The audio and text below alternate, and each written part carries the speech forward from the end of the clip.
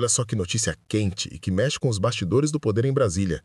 Metade do Supremo Tribunal Federal, o nosso STF, já se manifestou e parabenizou o advogado-geral da União, Jorge Messias, pela sua indicação para uma das vagas mais cobiçadas da Corte.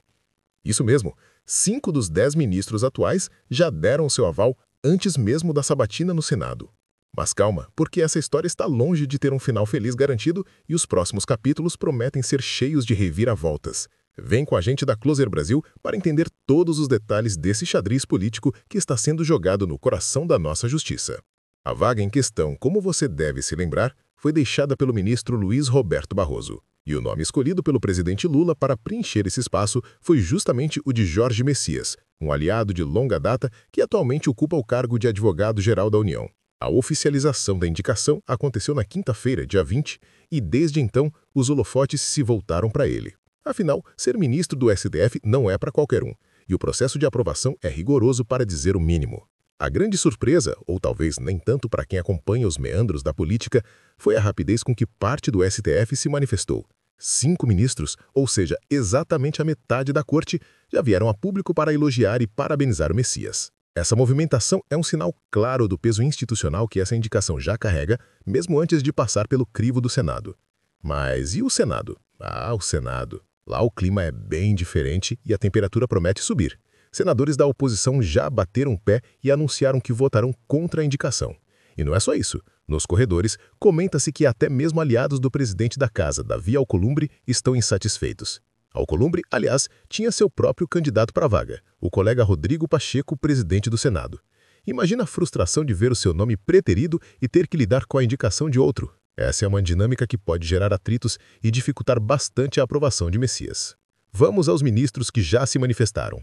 O primeiro a sair da toca foi André Mendonça, conhecido por sua indicação terrivelmente evangélica no governo anterior. Mendonça classificou Messias como um nome qualificado e fez questão de afirmar que prestará apoio ao diálogo do AGU com o Senado.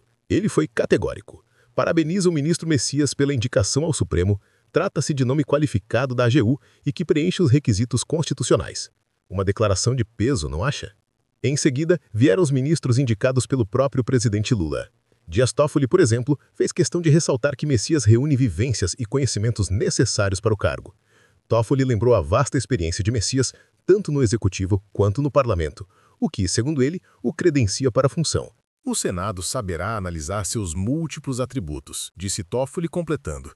Uma vez aprovado, será muito bem-vindo ao STF. Uma clara mensagem de boas-vindas e um empurrãozinho para o Senado. Cristiano Zanin, o mais recente indicado de Lula, também não ficou de fora. Ele reforçou a reputação do AGU, afirmando que Messias tem uma trajetória irretocável, marcada pelo notório saber jurídico e pela reputação ilibada.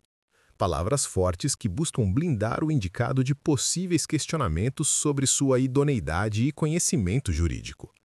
E não parou por aí.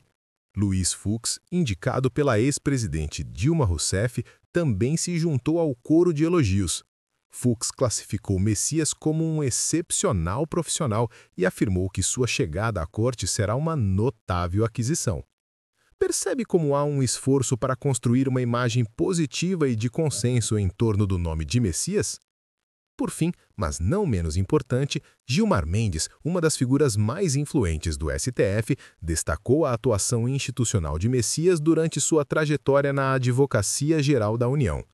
Segundo Mendes, Messias demonstrou notável espírito público e diálogo institucional com o tribunal.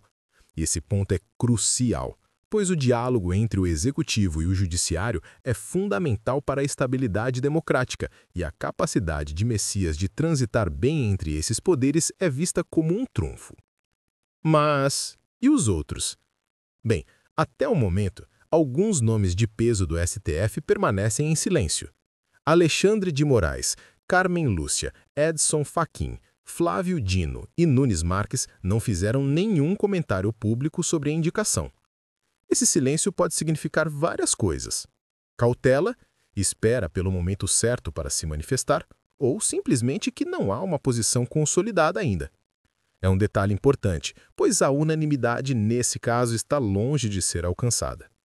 Curiosamente, o ex-ministro Luiz Roberto Barroso, que acabou de deixar a corte e cuja vaga está em jogo, fez questão de enviar uma mensagem elogiosa ao seu sucessor indicado.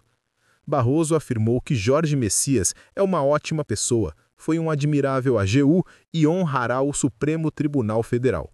Uma bênção do antecessor, digamos assim, que pode ajudar a pavimentar o caminho.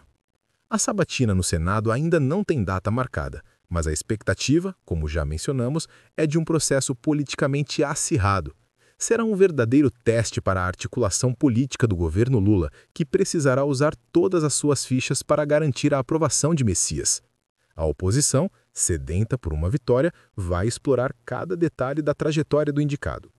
No entanto, a recepção inicial dentro do STF, com metade dos ministros já se manifestando positivamente, reforça o peso institucional da indicação e pode, de certa forma, pressionar o Senado.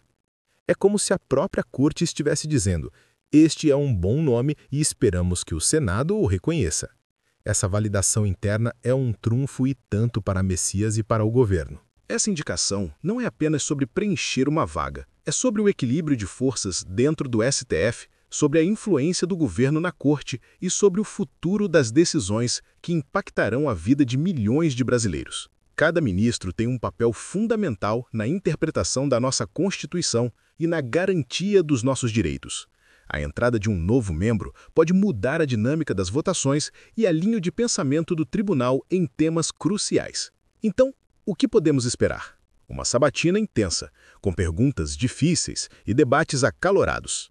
A política, como sempre, mostrando suas nuances e complexidades. Mas uma coisa é certa: a indicação de Jorge Messias já está movimentando as estruturas do poder em Brasília, e o desfecho dessa história terá um impacto significativo no cenário político e jurídico do Brasil. Meu nome é Misael Xavier, e esse foi mais um episódio do podcast de notícias da Closer Brasil. Se você chegou até aqui, é porque realmente se importa com informação de qualidade. E é exatamente por isso que criamos este espaço. Para quem não se contenta com manchetes superficiais e quer entender o que realmente está acontecendo no mundo. Aqui na Closer Brasil, nossa missão vai muito além de apenas informar. Todos os dias, mergulhamos fundo nos bastidores da política, da tecnologia, da economia e dos acontecimentos que estão moldando o nosso futuro. Trazemos análises exclusivas, contextos que você não encontra em outros lugares, e uma visão completa dos fatos que realmente importam. Se você acredita que estar bem informado é fundamental para tomar melhores decisões e entender o mundo ao seu redor, este é o seu lugar.